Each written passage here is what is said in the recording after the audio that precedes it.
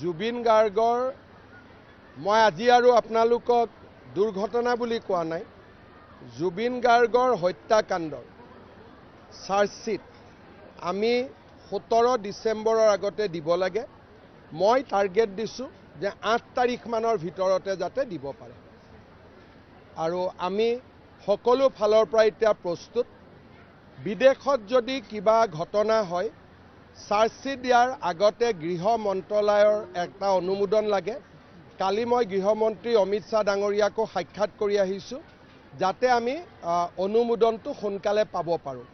গতিকে মই ভাবোঁ যে অহা 3-4 দিনৰ ভিতৰতে SITয়ে MHAলৈকে লিখিব, মিনিষ্ট্ৰী অফ হোম এফেয়াৰ্ছলৈকে অনুমোদন আমি পাই যাম।